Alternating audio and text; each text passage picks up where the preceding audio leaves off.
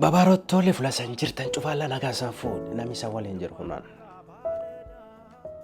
Hardhaa waan kubbaa miilaatiiniti. Hardhaa waan abraasaa dubbanna. Waan abraasaan boran birammaanii jiha abraasaa yookaan guyyaan abraasaa boran biraatti gaafa jii tokko fakkeenyaa gaa 12 akka inni biyyaa tokko 2 3 4 5 henneetiin gartee akka 10 yookaan 12 henneetiin jennu jimiishoo ji 10 lammeessoo jii kun xumura yookaan muummeffachaa baraatii jechuudha. Jiha abraasaan biqiltuu roobaa adoon taatinuun biqiltuu bonaan baatu. Hardhaa booranni